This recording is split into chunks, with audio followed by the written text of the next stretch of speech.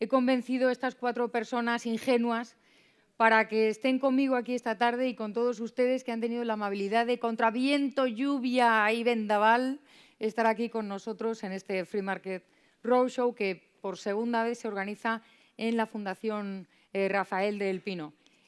Es obligado dar las gracias al Instituto Juan de Mariana, que soy orgulloso miembro del instituto, a la Fundación Rafael del Pino, al Free Market Roadshow. Aquí tenemos el representante del Free Market, el jefe. ¿Ven que es el mejor panel? Siempre tengo un jefe y otro jefe. Y la única mujer. Y luego estoy yo, que soy otra especie, ¿no? Marciana. De lo que vamos a hablar ahora, no se crean ustedes que es fácil, ¿eh? No es nada fácil, porque vamos a hablar sobre el populismo. Que dicho así, uno le dice, es como decir, piensa en un árbol, y todo el mundo piensa en un árbol, pero seguramente cada uno piensa en uno distinto. Yo pienso en un olivo, por razones familiares, pero tú dices piensa en el populismo y cada uno piensa, todos sabemos identificarlo, pero cada uno piensa en uno distinto. Por ejemplo, en un número de The Economist está el siguiente párrafo para ilustrar de lo que estoy hablando. Donald Trump, el populista presidente electo de Estados Unidos, quiere deportar inmigrantes indocumentados. Podemos, el Partido Populista Español, quiere dar a los inmigrantes el derecho al voto. Que salgamos en The Economist por esta razón me molesta un poco. Geert Wilders, el populista político holandés, quiere eliminar las leyes sobre el discurso del odio. Jaroslaw Kaczynski, el político populista polaco, presionó por una ley que hacía ilegal usar la frase «campos polacos de la muerte». Evo Morales, presidente populista de Bolivia, amplió los derechos de los agricultores indígenas, etc. Rodrigo Duterte, Che Guevara, en fin. Todos ellos son políticos populistas, cada uno de una nacionalidad, cada uno de un signo. Realmente el populismo es un movimiento, por intentar centrar un poquito el tiro y que no se nos vaya de las manos, el populismo es un término que se empieza a usar en 1890. En 1890, tan antiguo es.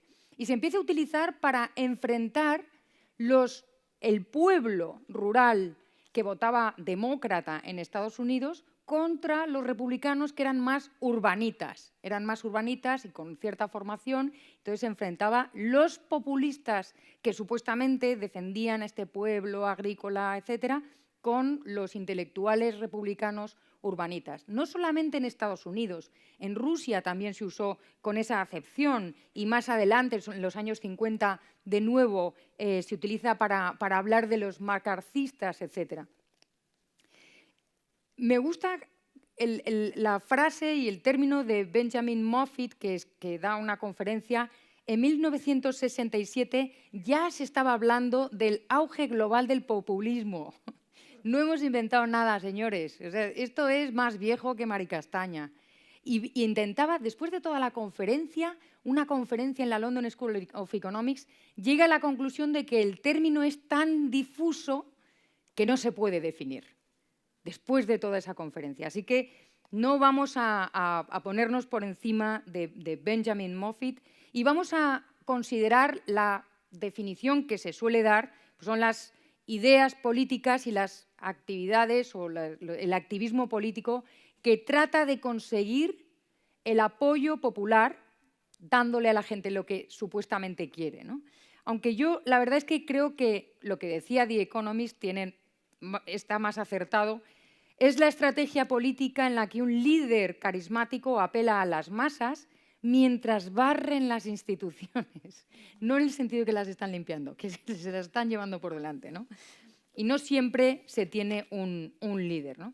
Nosotros en el Instituto Juan de Mariana hemos publicado hace relativamente poco el informe de Eduardo Fernández Luiña sobre el populismo, que intenta pues, poner un poquito de luz, una cerilla de luz en toda esta marasma. Pero hoy tenemos a 4 personas cuyas opiniones yo creo que van a ser otras cerillas o otras linternas, otros faros que nos van a intentar ayudar a entender un poquito mejor el populismo que estamos viviendo. A mi izquierda está Gloria Álvarez, que es politóloga guatemalteca y que acaba de publicar, hoy he estado presentando en televisiones, radios, en todos sitios, su libro. ¿Cuál es el nombre de tu libro, ¿Cómo Gloria? hablar con un progre? ¿Cómo hablar con un progre? Tenemos ahí a Fernando Díaz Villanueva, que se hace la misma pregunta, que no es progre, no es progre, no es progre, es de los nuestros. Se hace la misma pregunta desde hace años, ¿no? Así que desde dos sitios diferentes nos hacemos la misma pregunta. A su izquierda está Federico Fernández, el jefe, Senior Fellow del Austrian Economic Center, al cual le voy a dar la razón siempre, por razones obvias, es el jefe, ¿no? A su izquierda está Enrique Couto, que es analista financiero y al final está Enrique Couto. A su izquierda está Adrián Rodríguez, que es filósofo y psicólogo, y a la izquierda de Adrián está Enrique Couto, analista financiero y cofundador del canal de YouTube súper visitado y fantástico que se llama VisualPolitik, que recomiendo a todos. Es lógico que empiece por Federico, ¿verdad? Se nota que le estoy haciendo la pelota. A mí me gustaría, creo que queda claro que lo que tiene en común los populismos de todos los colores, lo primero que podríamos decir que tiene en común es la falta de definición.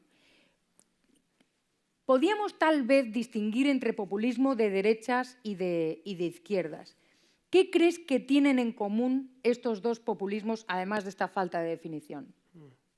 Gracias, María. Es una pregunta muy interesante. Yo diría que en principio se puede distinguir entre populismo de izquierda y derecha, y algunas de las puntualizaciones que vos hacías, por ejemplo, entre el gobierno de Kaczynski en Polonia y quizás, no sé, el gobierno de Evo Morales en Venezuela, en Bolivia, perdón, apuntan hacia esas diferencias. Pero esas diferencias yo diría que son muy sutiles y que tienden a desvanecerse mientras más tiempo en el gobierno está un gobierno populista. Creo que hay muchos más puntos en común entre los populismos, sean teóricamente de izquierda o de derecha, que cosas que los enfrentan. El primer punto que los une a todos, y por ejemplo los invito a que lean el artículo reciente de Juan Ramón sobre el programa económico de Marine Le Pen. Juan Ramón Rayo. De Juan Ramón Rayo, perdón. Supongo que todos lo conocen acá como Juan Ramón, no se necesita el apellido.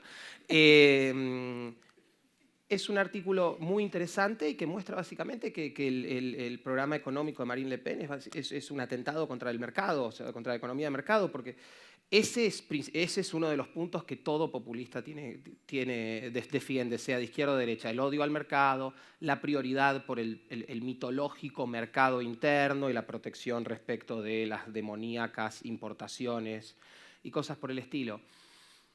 En términos quizás culturales o sociales puede haber algunas diferencias, pero tienden a desvanecerse. Yo diría que todo populismo termina siendo ferozmente antimercado y violentamente antidemocrático y autocrático. Todos terminan así. Como yo no creo en el orden establecido, voy a seguir el orden que a mí me parezca oportuno, con el permiso del respetable. Y tenemos un psicólogo entre nosotros, que además es filósofo, a quien me gustaría preguntarle ¿por qué ahora? Porque hace, Adrián, determinados, no tantos años, pues no se hablaba tanto del fenómeno del populismo. Y de repente ahora es como que ha vuelto la minifalda, ha vuelto el populismo. ¿Por qué crees que es ahora exactamente cuando parece que está estallando y que hasta es popular ser populista, ¿no? Bueno, yo en primer lugar me gustaría agradecer a la Fundación Rafael del Pino y el Instituto Juan de Mariana que me dieran la oportunidad de estar aquí con un plantel de lujo. La verdad que es un honor muy grande y creo que no hay que escatimar tampoco en los agradecimientos. Respondiendo a tu pregunta, yo diría que se trata porque, bueno, de fondo de la pregunta y también en el panel, y también lo hemos visto en el resto de contertulios del anterior panel, hay un concepto, yo creo, desde mi punto de vista, bastante equivocado de lo que es el populismo. Yo creo que no se ha entendido lo que es el populismo. Realmente lo que se ha intentado ha sido criminalizar una serie de nuevos movimientos sin intentar comprender qué es lo que está pasando en términos históricos. Yo creo que además también va con la época, que es una época también bastante complicada, y voy a responder a tu pregunta, no te preocupes.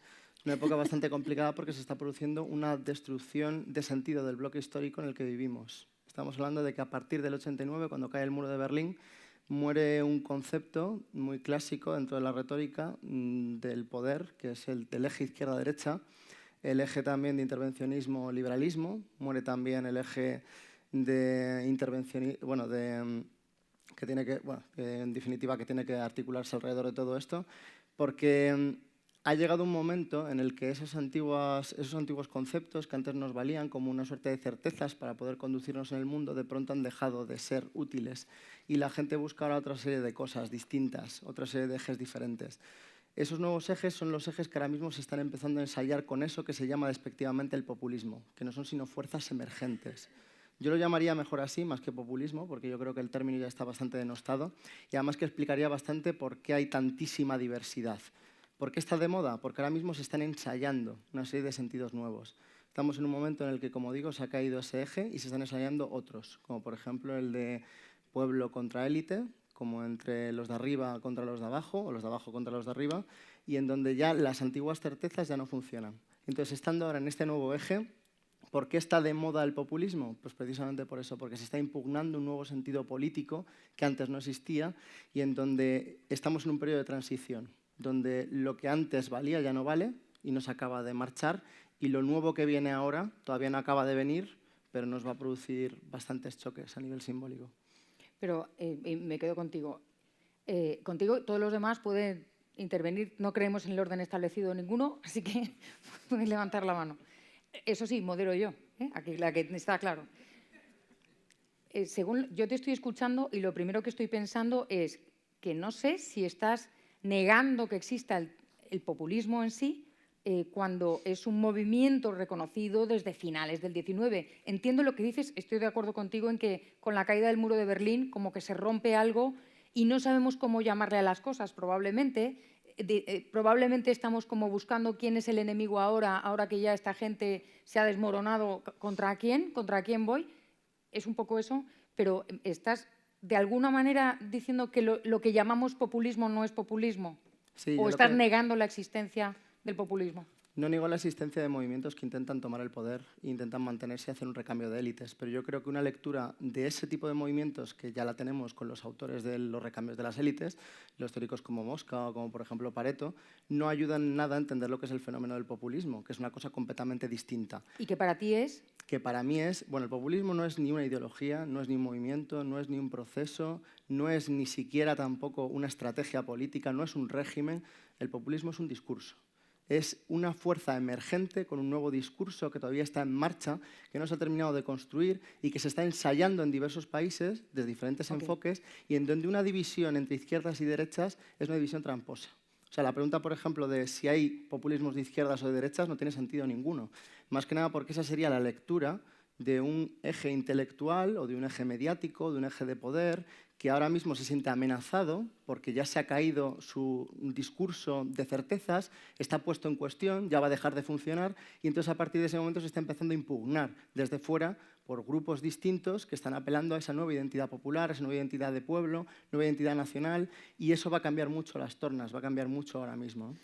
Fíjate que esta frase que estás diciendo, estos términos de nueva identidad de pueblo, nueva identidad de tal, me suena a otros movimientos que tuvieron lugar justo precisamente en la Segunda Guerra Mundial y que dan un poquito de miedo. Pero quería preguntarle a Gloria, incluso si para Adrián y seguro que para otras personas no existe la diferencia entre populismo de derechas y de izquierdas, yo sí la veo, aunque sea solamente formalmente los partidos de derechas y de izquierda tradicionales, ¿no?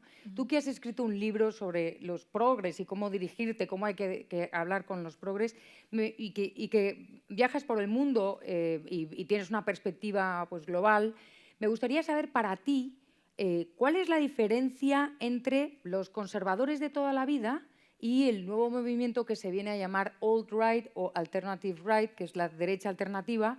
Y por otro lado, el progre, el tipo de izquierdas de toda la vida y este populismo radical que, en fin, en Latinoamérica tiene sus representantes, pero nosotros tenemos a nuestro Podemos. Claro.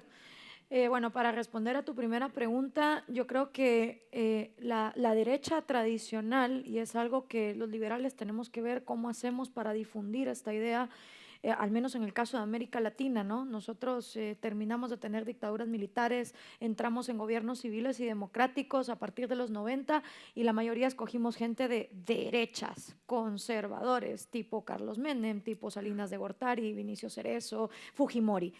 Pero esta gente, en lugar de implementar libertad de mercado, implementó un capitalismo de cuates, ¿no? Un crony capitalism, un mercado donde solo los amigos allegados al presidente iban a tener privilegios económicos y comerciales. Entonces, ¿qué pasó? Bueno, si alguno de ustedes ha tenido la oportunidad de ir a América Latina, ustedes saben que el Buenos Aires o el Distrito Federal o Sao Paulo, Brasil, en los años 80 no es lo que es hoy en día. De que hubo progreso, de que nuestras ciudades pasaron de pueblos a ciudades, claro que sí, pero para la gran masa esa inclusión en el mercado solo fue como consumidores, no como productores, ni tampoco emprendedores, porque si no eras del apellido correcto, ni conocías al burócrata correcto, te jodías, no podías hacer empresa.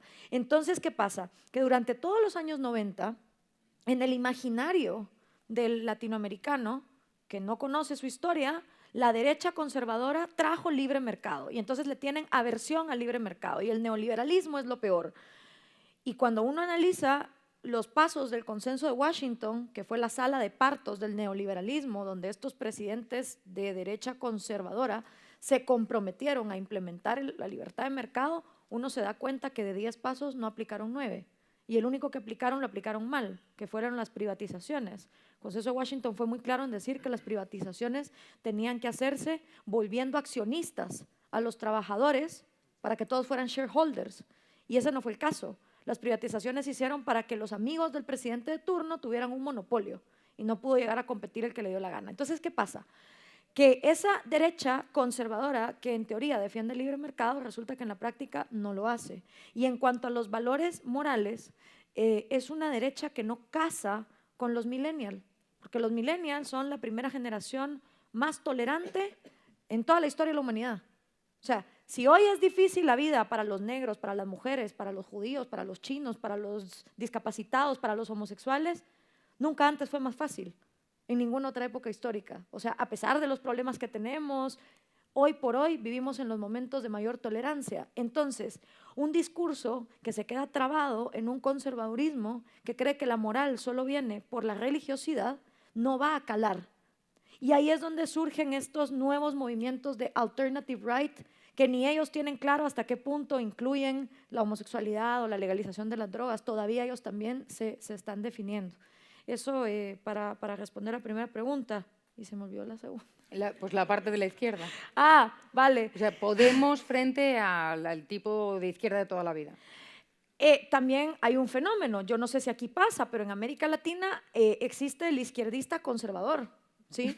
que va a misa los domingos y que, sí, existe. Que hay homofobia, pero él es de izquierdas. Y entonces, ante eso, el progre tampoco cala, porque entendamos que mucha gente se vuelve progre, y aquí el amigo psicólogo no me dejará mentir, en una sociedad donde no se comprende que el individuo vale por ser individuo, independientemente del paquete fisiológico en el que venga envuelto, y donde todos los individuos tenemos 3 derechos fundamentales a la vida, a la libertad y la propiedad, en una sociedad donde no se conoce que valemos como individuos, cada quien trata de pertenecer por ser indígena, por ser gay, por ser mujer.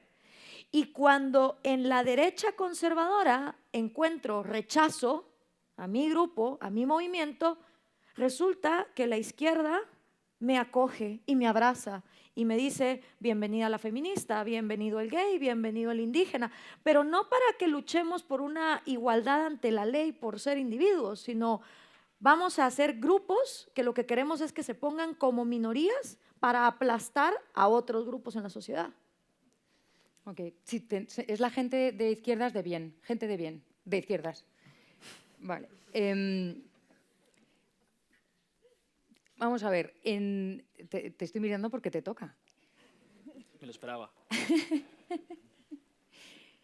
En la Unión Europea, ahora mismo, en Europa, no en la Unión Europea, en Europa se está dando una especie de enfermedad bipolar, ¿no?, en el ámbito político.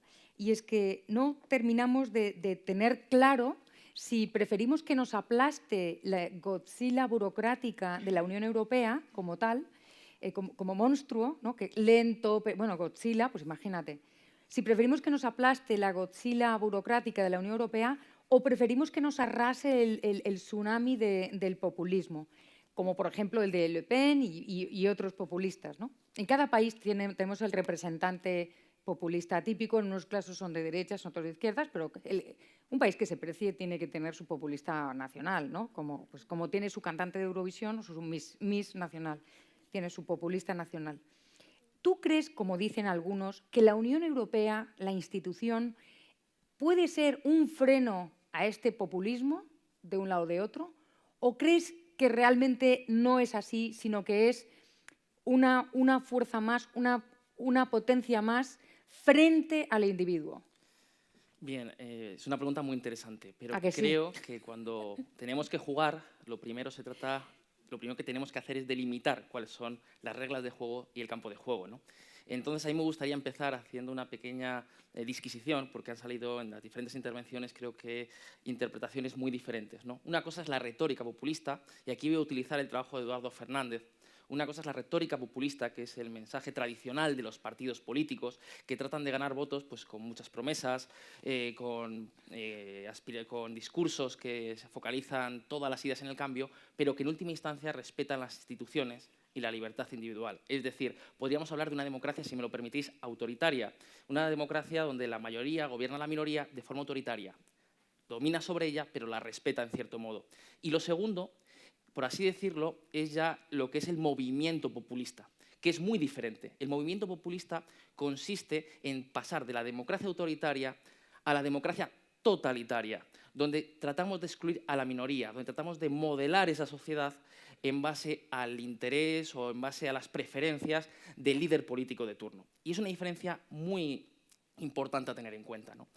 Y respecto al populismo y la posibilidad que tiene la Unión Europea para defendernos de él, es muy importante también conocer cuál es el caldo de cultivo del populismo, ¿no? Cuáles son sus ingredientes.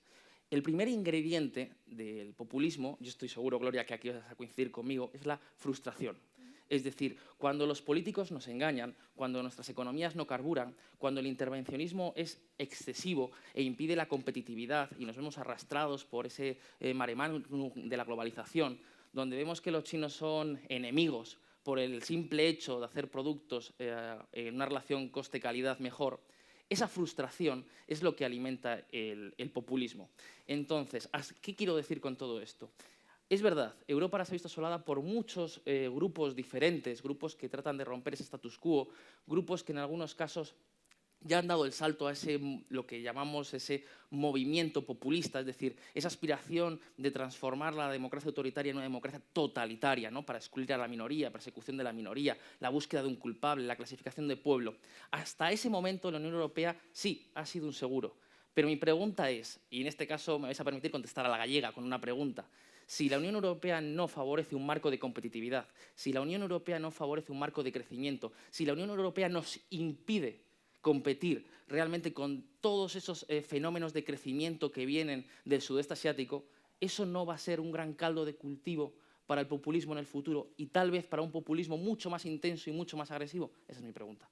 Pues la respuesta que estás provocando, que te veo venir, que estás intentando provocar es la Unión Europea es el caldo de cultivo del populismo, el que luego se arroga la habilidad de salvarnos de ello, ¿no?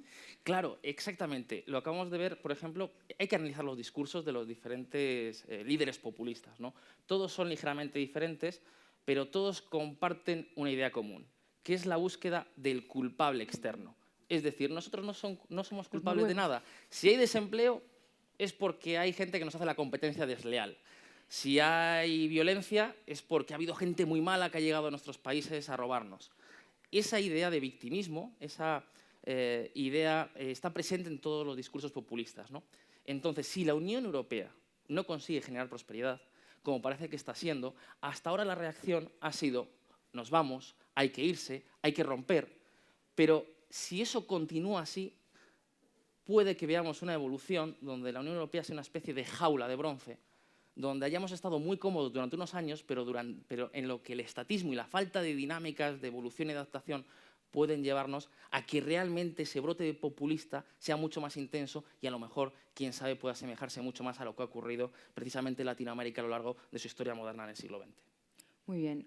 Federico, además de ser una estupenda persona y un gran amigo y el jefe, tiene una peculiaridad que le hace que sea la persona idónea para preguntar esto, y es que es argentino, recuerden Kirchner, y vive en Austria, que es un sitio que está como ahí en medio de unos movimientos que están ahí alrededor. Entonces, pues por ejemplo, las elecciones holandesas, los cambios no solo en Alemania, etcétera, estás ahí como en el medio de todo.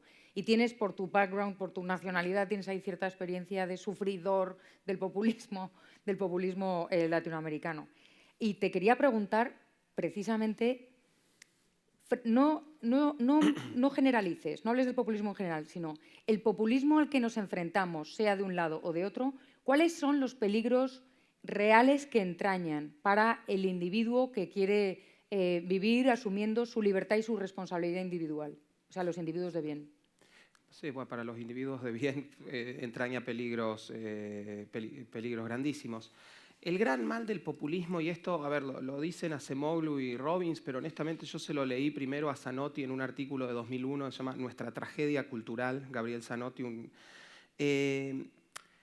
Y Gabriel expone una teoría ahí que es muy interesante. Él dice, ustedes imagínense que en Alemania, hoy en Alemania, esto es en 2001, pero es lo mismo, no solo el partido nazi fuera el partido más popular hoy, sino que los demás partidos del sistema político intentaran copiar al partido nazi. Entonces el Führer competiría contra el Duce y contra otro, no sé, Evo Morales. Y ese es el gran drama del populismo. Una vez que el virus, o sea, el populismo es, o sea, y por eso aprendió tanto en Latinoamérica, donde encuentra debilidad institucional hace tierra arrasada. Y cuando el virus del populismo es inoculado en el sistema político, la propia competencia política lleva a que los partidos se vayan volviendo cada vez más populistas. Y obviamente eso es a expensas de la sociedad. Entonces, el gran drama, el gran peligro que entraña el populismo en Europa ahora, si bien en Europa yo creo que las instituciones son mucho más fuertes, y la Unión Europea hasta cierto punto, con las salvedades del caso, puede también ejercer de contrapeso. Pero el gran problema es que se populice la política y si pasa eso, bueno, Argentina es una tragedia de 70 años por ese detalle. Siempre tenéis que ser los más en todo, hasta en la cantidad de años que lleva el populismo. En fútbol últimamente no podemos ser los más. Ten cuidado que soy del Real Madrid. Jeffrey Tucker, que es un libertario fantástico que ojalá pueda venir por España alguna vez, desde aquí le convoco a que venga, en un artículo que creo que es como de octubre del 2016 aproximadamente, de este otoño, hablaba de la alternative right y del populismo, etcétera, en Estados Unidos, creo que era de cara a las elecciones. No sé si había ganado ya Trump o no. Sí, acababa de ganar Trump. Y hacía una reflexión que a mí me gustó mucho, ¿no? Porque a veces pues, tendemos a, como el término en sí, como está poniéndose de manifiesto, es tan ambiguo y tan confuso, pues es fácil que nos confundamos. Jeffrey Tucker lo que decía era que los libertarios, o la diferencia entre el pensamiento libertario y todo lo demás, no solamente derechas, izquierdas, arriba o abajo, es que mientras es el equilibrio entre poder y libertad. Entonces, mientras que el pensamiento libertario cree en el orden espontáneo, crecer de abajo arriba, pues los demás hablan del diseño planificado para conseguir más poder. Nosotros preferimos orden espontáneo para tener más libertad y el resto, en este caso, pues sería Trump, aunque realmente Hillary Clinton también, además de muchas otras cosas, buscan el diseño planificado para lograr el poder. ¿Cómo veis vosotros esta reflexión de Jeffrey Tucker respecto al tema que nos ocupa? ¿Vosotros creéis que verdaderamente la esencia, si la hay, de los movimientos populistas que sean, tal y como, da igual cómo lo definamos, es la búsqueda de este diseño o es más la búsqueda del conflicto?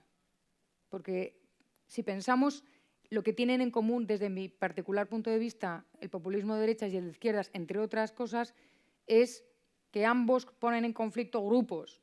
Las mujeres contra los hombres. Pues yo voy con las mujeres, pues yo con los hombres, yo con los homosexuales, yo con los heteros, yo con no sé quién, yo con no sé cuántos. Y hablan de grupos y de colectivos y los enfrentan unos y otros. Y el libertario, como decía Gloria, está ahí buscando la libertad individual, siempre con el máximo respeto que decía Carlos Rodríguez Brown, pues se queda un poco fuera de esa órbita. Entonces, ¿qué pensáis vosotros? ¿Que se trata más de ese equilibrio poder versus libertad o que es más el respeto frente a conflicto? Fede. Pues acabo de hablar. Vale, Adrián. Yo creo que esas categorías no nos valen ahora. O sea, yo pienso honestamente que, y esto va al hilo de lo anterior, o sea, lo que nos ha quedado después... Si dices que no valen, tienes que proponer algunas. Sí, no, y lo voy a hacer. Lo que ha pasado justamente después de lo que estábamos hablando, ¿no? Después de esta caída del muro de Berlín en los 90, lo que nos ha quedado son las nuevas élites viejas que todavía siguen dominando, y esas élites que han recibido el nombre ahora mismo de globalistas. No hablamos de globalización, esto es importante porque se ha confundido en el primer panel. Se pensaba que el enemigo era la globalización cuando el enemigo es el globalismo, es decir, esas élites de arriba, esos que están ahora mismo en la ONU, esas élites no electivas de la Unión Europea y también pues, las que se organizan en los bancos mundiales. Perdón que te interrumpa, pero necesito aclarar esto porque no sé si todo el mundo sabe de lo que estás hablando.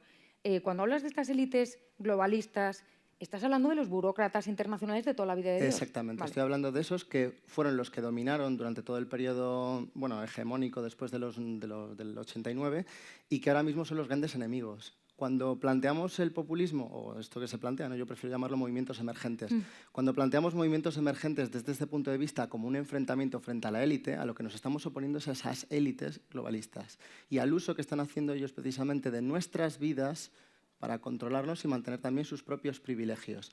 Cuando nosotros establecemos una división enfrentada, estamos haciendo política de toda la vida. Quiero decir, cuando uno hace un discurso político, lo primero que hace es definir su propia identidad en base a las relaciones de amistad que mantiene con los miembros de su grupo, al mismo tiempo que define las posibilidades de los pactos y de las alianzas, y al mismo tiempo que también establece el enemigo y la amenaza que puede romper lo común.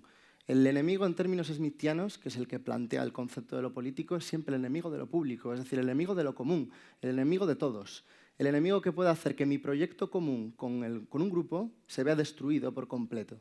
Entonces, desde ese punto de vista, la política siempre se arma en base a colectividades. Siempre se construye con gente que se aglutina, que se junta, para intentar oponerse a eso que pueda amenazar mi existencia.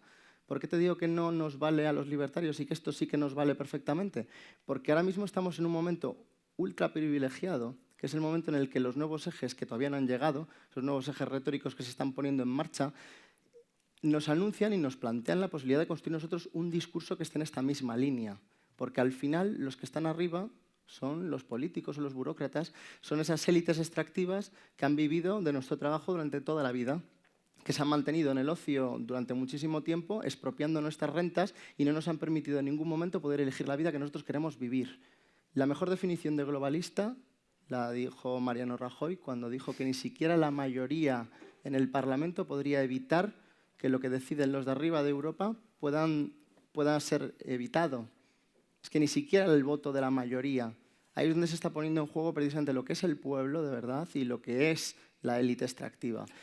Pero fíjate, de lo que yo he hablado, que tú dices que esas categorías no valen, me parece que es bastante parecido a lo que estás hablando tú, que es enfrentamiento entre orden espontáneo de abajo arriba frente a diseño desde arriba y poder frente a libertad. Es decir, de todo lo que... Es un orden espontáneo. O sea, si entendemos ahora mismo que... No, el orden espontáneo es lo que pretenden los libertarios, lo que pretendemos los libertarios, que yo no sé si... Es que me causa cierta inquietud, y perdona, cuando hablas de estos ejes emergentes que no los vemos, pero que están viniendo, Guillo, es que parece que tienes una bola de cristal. ¿Cómo sabes que vienen o que están ahí? Porque están los dos discursos ahora y porque ahora mismo, por ejemplo, cuando planteas la pregunta... Aclárame qué ejes son, porque sí, no sé de qué me estás hablando. El eje arriba-abajo es un eje que está en marcha pero que no está establecido todavía. Todavía convive con el eje, por ejemplo, izquierda-derecha. Cuando has planteado la pregunta sobre el populismo de izquierdas y derechas, estás poniendo en juego los dos ejes. Los nuevos movimientos emergentes traen la distancia del arriba y el abajo. No se puede hablar de un arriba y un abajo al mismo tiempo hablando de una izquierda y una derecha, porque son ejes contradictorios. Un eje es horizontal y el otro es vertical. Entonces, están ahora mismo conviviendo y de lo que se trata, que es lo que intento decir desde el principio para no confundirlo, es que cuando pensamos en populismo lo que estamos pensando es en los clásicos élites nuevas que vienen y que se ocupan del poder, que quitan a las élites viejas y que ellos se ponen formando otra oligarquía. Pero eso no es el populismo. Eso y decir nada es lo mismo, porque es lo que se lleva diciendo desde siempre. Lo que está pasando ahora, y es por lo que vemos que todos los que se llaman movimientos populistas son tan diversos y tan diferentes, es precisamente por este motivo, porque lo que se está haciendo es ensayar nuevos discursos, nuevas formas de entender la vida, etc. Y aquí es donde entramos los libertarios. Los libertarios entramos en este eje precisamente entendiendo que de lo que se trata es de posicionarse en este lugar dado, en lugar de intentar imponer nosotros un discurso que no funciona, un discurso que ya ha dejado de funcionar y que es caduco y que ahora mismo ya no le importa a nadie. Lo que tenemos que hacer entonces es pensar primero una estrategia y hacer guerra de posiciones. Y esa guerra de posiciones se hace pensando y construyendo estos nuevos sentidos. Y aquí tiene muchísimo que ver, precisamente, y lo dejaré luego para más adelante, pero es un poquitillo para incendiar la mesa, donde está nuestro papel como libertarios en el movimiento de la derecha alternativa. Yo la verdad soy de las que creo que los libertarios y la derecha alternativa son conjuntos disjuntos, pero no es un tema que vamos a discutir aquí ahora mismo. Quiero cambiar un poco de tema, siguiendo lo que has dicho respecto a los movimientos políticos hoy en día. Otra de las características que me parece que tienen en común, entre otros, esta derecha alternativa, por lo menos en Estados Unidos y creo que en España también, lo que tiene en común con el populismo de izquierda radical, es que da la sensación de que todo vale con tal de oponerse a lo políticamente correcto. Entonces valen las fake news, vale la provocación hasta el insulto, vale el hostigamiento, vale... Y entonces te pregunto a ti que trabajas en radio, en televisión y haces vídeos y todas estas cosas y has escrito ya 2 libros. ¿A ti te parece que realmente para el común de los mortales, para la gente normal, llega un momento en que se acostumbran a este modo nuevo de comunicación populista y todo vale? Sí, de hecho yo lo vivo a diario en las redes sociales, sobre todo porque, y es algo que yo hablo mucho en el libro, o sea, el progre es progre porque no lleva sus ideas a sus últimas consecuencias. Nunca les enseñaron Sócrates, nadie les dijo que se preguntaran ¿y por qué? ¿Y por qué? ¿Y por qué? Entonces, claro, fácilmente te dicen, sí, hay pobreza, distribución de la riqueza. El Estado, creador de riqueza, mágicamente, ¿no? De abajo para arriba, va a haber cosas gratis. Y no se preguntan a dónde llevan esas las últimas consecuencias de esos pensamientos, a dónde los pueden llevar. Entonces, se refleja en las redes sociales y precisamente la batalla de las ideas es su talón de Aquiles. El progre no te puede contraargumentar, no te puede evidenciar que el socialismo funciona. No hay un ejemplo, un país en el mundo que ellos te puedan decir, aquí está verídicamente comprobado que Corea del Norte progresa más que Corea del Sur. No existe. Entonces, si tú te vas a poner a defender una postura económica que es indefendible, no te va a quedar más que humillar, denigrar, insultar y irte a la falacia dominem. Porque obviamente, si te metes al tema de la argumentación, vas a perder.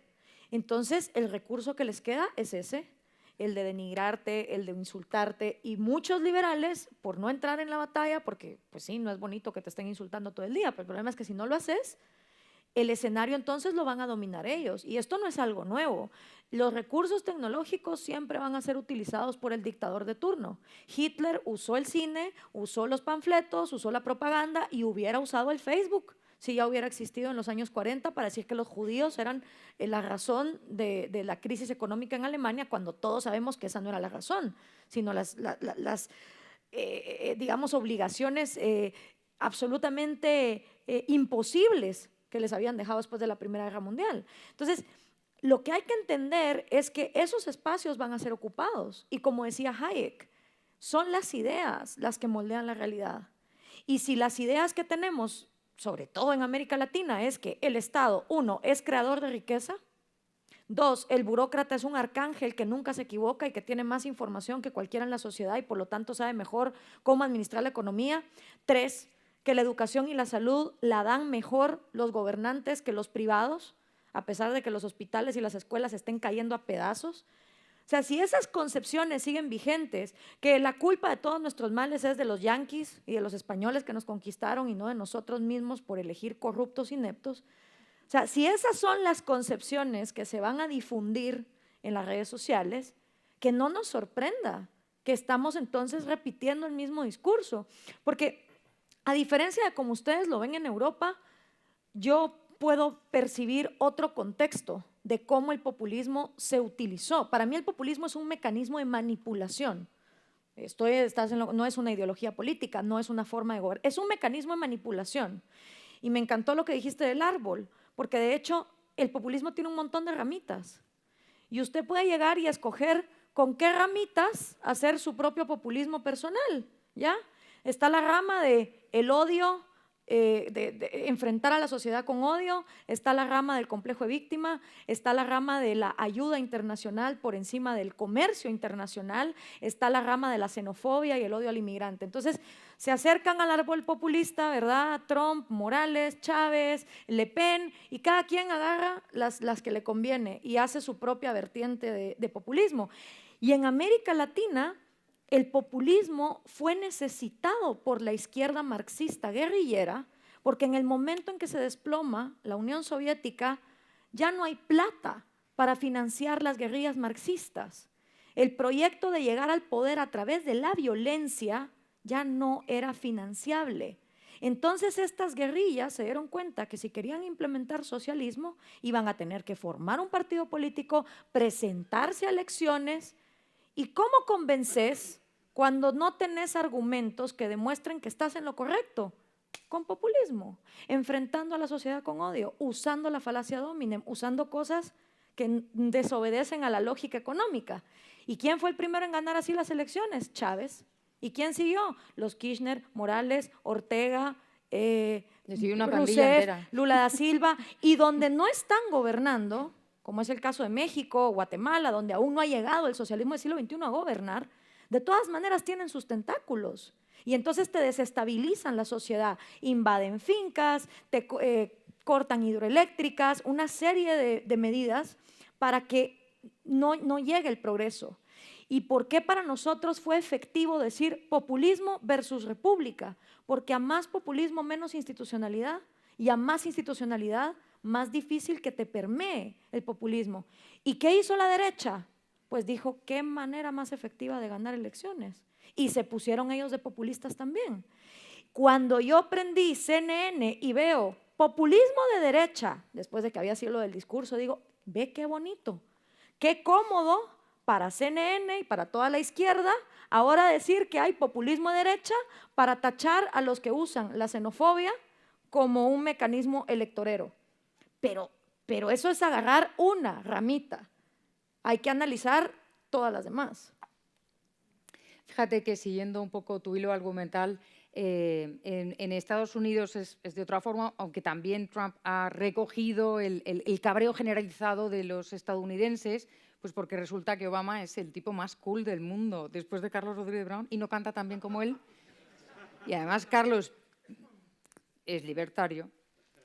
Pero resulta que los datos económicos del gobierno de Obama han sido un poco feos, ¿eh? O sea, en términos de resultados, Obama no ha sido de lo mejor y su sucesora, que nos ha recordado a las mujeres que ella es mujer, como si no lo viéramos, y ha utilizado la carta de la mujer, qué vergüenza ajena me ha dado. Si no lo digo, reviento, claro.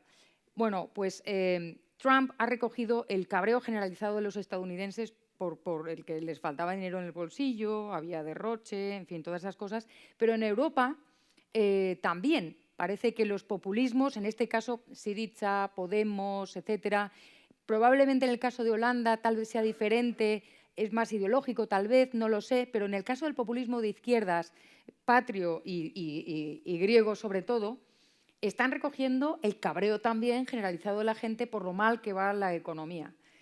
Entonces, yo te miro y te pido que me mientas. ¿Tú crees que hay esperanza de que mejore la economía y se acabe el populismo? ¿O está aquí utilizando la excusa del cabreo por lo mal que va la economía, el desempleo, los llamados recortes que han significado un incremento del gasto público, a pesar de llamarlo recortes y tal, se va a ir cuando mejore la economía, porque se supone que va a mejorar. ¿Se acabarían los populismos o están aquí para quedarse? Vamos a ver, ¿quieres que te diga la verdad o quieres que te mienta? Importante. Te lo dejo a tu elección.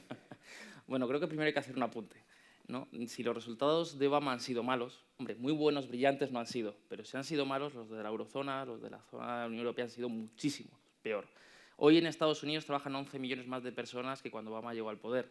En el mismo periodo de tiempo, en Europa, si descontamos a Reino Unido, o sea, si quitamos a Reino Unido, se ha destruido empleo. O sea, creo que hay una diferencia importante, ¿no? No estaba comparando económicamente, No, sino... pero me parece relevante, ¿no? Es decir, si en Estados Unidos ese descontento, ese supuesto descontento se ha capitalizado en Trump, bueno, pues tenemos que mirarnos al ombligo y ver cómo se puede capitalizar aquí el descontento, ¿no? Yo soy muy pesimista con Europa y soy muy optimista con el mundo. De hecho, me estaba esperando la intervención para darle un toque de alegría a la mesa, porque es que mis compañeros son muy pesimistas. Es decir, me he dado cuenta que a lo largo de sus intervenciones lo ven todo muy negro, ¿no? Yo creo que sí hay esperanza, lo primero. Me vas a dejar hacer No me este estás apunte. mintiendo, ¿no? Me vas a permitir hacer este apunte y luego ya supuesto, te voy a responder gustosamente, ¿no? Pero yo creo que sí hay esperanza. La esperanza no está en casa, pero puede estar fuera. Al final el comercio históricamente ha sido una gran herramienta no solo para vencer crisis, sino para dotarnos de más libertad. Al final el comercio nos obliga a competir. El comercio demuestra que las malas políticas generan malos resultados. El comercio alimenta la integración y el conocimiento entre los pueblos, ¿no? Y por eso siempre ha sido una gran herramienta. Hoy en día puede que en América Latina, el liberalismo no sea muy cool. Puede que en Europa el liberalismo tampoco sea muy cool, pero resulta que sí es cool en una parte del mundo que cada vez cobra más importancia, que es en Asia. Todos los estudios demuestran que en Asia el apoyo al capitalismo es abrumador. En países como Vietnam, que están registrando crecimientos muy importantes, que se están convirtiendo en auténticos colosos económicos, que en no más de 10, 15 años van a tener clases medias tan grandes como las que hoy tiene España o Francia, en estos países el apoyo al capitalismo es abrumador. En estos países les gusta comerciar, les gusta montar empresas y les gusta ahorrar. Y ese crecimiento que están teniendo, esa gestación de clases medias, ese progreso, puede conducirnos a un espacio de muchísimas oportunidades donde ese discurso populista realmente pues, haga aguas, ¿no? En América Latina el populismo ha sido omnipresente, pero no es la fuerza retórica hegemónica. Lo ha sido, ya no lo es. Los socialismos del siglo XXI han comenzado a caer y algunos países, por ejemplo Perú, con Kuczynski a la cabeza, están haciendo una declaración muy intensa a favor del libre mercado, de la integración económica, de la eliminación de barreras, es decir, de destruir todo eso que los populistas en América Latina habían construido durante mucho tiempo, ¿no? Vamos a ver qué pasa en Argentina también. ¿A qué voy? En Europa puede que por nosotros mismos no podamos arreglar los problemas, pero el año pasado 120 millones de chinos se fueron de vacaciones a otros lugares del mundo y se gastaron 100.000 millones de dólares. En torno a 2020, todas las estimaciones, las previsiones existentes, dicen que nuestro mundo por primera vez va a cruzar un punto de inflexión. Hasta ahora, durante toda la historia de la humanidad, el estado mayoritario del ser humano ha sido vivir en la pobreza. A partir del 2020, el estado mayoritario va a ser pertenecer a las clases medias que van a tener capacidad de consumo, que van a demandar productos, que se van a mover por el mundo y que además van a empezar a tener dinero para invertir. ¿A qué voy? Creo que el populismo en Europa por nosotros mismos no se va a curar, pero sí creo que esa fuerza, esa gran fuerza que viene del exterior puede ser un gran remedio, porque nos puede dar ese crecimiento, nos puede dar esa estabilidad y nos puede dar esos empleos que hoy no tenemos en casa. Así que yo sí sería un poquito optimista. Vale.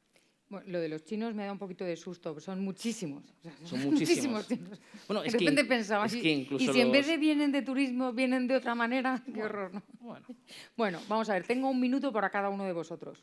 Pido rigor y responsabilidad individual en el tiempo, porque si no, para eso estoy yo, para vigilar, ¿no? Y la última pregunta, antes de dar paso a las preguntas del público, quiero que sea que me digáis desde vuestro particular, personal y muy respetable punto de vista, en un minuto, ¿cuál creéis que es el papel de los libertarios? ¿Qué podemos hacer los libertarios para acabar con este populismo, aunque no le llames así, Adrián, lo que entendemos por populismo, ¿vale? Que es la manipulación de las masas a través del poder de estas élites políticas, etc. Empezamos por Gloria. Seguimos 1, 2, 3, 4 y acabamos. Creo que el papel que tenemos que enfocar es la batalla de las ideas. Dar la batalla de las ideas, no me queda duda que es la única manera de defenestrar al socialismo. No lo vamos a lograr a través de la violencia, no lo vamos a lograr por otra vía, al menos yo no lo veo así. Sobre todo en 3 cosas. La legalización de las drogas. Creo que muchos de los problemas que tenemos en el mundo es porque que creemos que manteniendo las drogas ilegales las vamos a desaparecer. Segundo, que el mercado es más eficiente en cuidar nuestro medio ambiente que cualquier protocolo burocrático. Y tercero, en también acusar a la derecha de su corrupción y de su mercantilismo estatal para que se nos deje de asociar como los lacayos de la derecha. Federico. Bueno, como lacayo de la derecha, no, comparto 100% lo que dice Gloria. Yo lo que diría es, creo que tendríamos que no caer bajo ciertos cantos de sirena o bajo ciertas cuestiones teóricas que son toscas, antiguas y equivocadas. Por ejemplo, en Latinoamérica hace mucho que está vigente, y no desde Perón, desde mucho antes, categorías antagónicas tales como patria sí, colonia no, pueblo versus oligarquía. De hecho, la noción de pueblo, o sea, que el propio Perón manejaba y muchos otros, que Perón antecede teóricamente a Ernesto Laclau, era una consigna que iba mucho más allá de izquierda y derecha. O sea, el mundo nunca se manejó en un eje izquierda-derecha únicamente, porque la vida política va mucho más allá de eso. Creo que los libertarios tenemos que no caer en esas tentaciones. No tenemos que caer tampoco en la tentación de pensar que Carl Schmitt va a ser la persona que nos va a dar la clave para manejarnos políticamente. Tenemos que tener mucho cuidado con eso también. Sabemos de quién fue el teórico Carl Schmitt y sabemos cómo terminó. Y bueno, todos los schmittianos actuales básicamente son los que defienden todas las atrocidades que han pasado en Latinoamérica y ahora en Europa. Por tanto, tenemos que tener mucho cuidado con esas 2 cosas. Yo diría, yo soy muy simpático respecto a algunas cuestiones de la derecha alternativa, no tengo prejuicios. Eres simpático en general.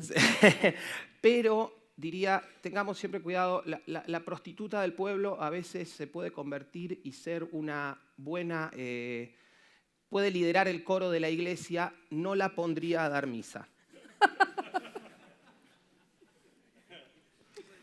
Yo no te voy a llevar la contraria. Tu turno. Sí, pues yo sí diría que hay que caer en la tentación. O sea, ¿De poner a la prostituta del pueblo a dar misa? Sí, ¿por qué no? Madre Hay mía. que hacerlo. ¡Qué joven eres! Quizás sea por eso. Lo que quiero decir, a ver, yo reformularía la pregunta que has hecho, y lo voy a hacer un poquitillo de manera rebelde. Yo creo que lo que hay que hacer es preguntarse cómo conseguir que los libertarios no acaben siendo los tontos útiles del globalismo. Yo creo que esa es verdaderamente la gran pregunta que hay que hacerse. Y tenemos que mirar atrás, pensar qué es lo que hemos estado haciendo a lo largo del tiempo y empezar a plantear las cosas en lo que estoy diciendo ahora, ¿no? En esta coyuntura en la que estamos, en la que, como también decía Gramsci, cuando estamos en momentos de claroscuros, en donde lo viejo no se ha terminado de marchar y lo nuevo no ha terminado por venir, siempre aparecen monstruos, ¿no? Y es cierto, van a aparecer monstruos, los hemos visto en América Latina a montones. No sabemos todavía cuáles van a ser los monstruos de lo que llamáis la derecha populista, pero ya lo veremos más adelante con el futuro, ¿no? Ya veremos si estos son monstruos o no lo son o en dónde vienen. Yo sí que creo que hay que aliarse con la alt-right. De hecho, además tenemos ahí un papel fundamental para poder trabajar. Y ese papel fundamental está precisamente desde el momento en el que la gran parte de los integrantes, por ejemplo, del foro 4chan, que es uno de los grandes productores de memes, se califica como paleolibertario.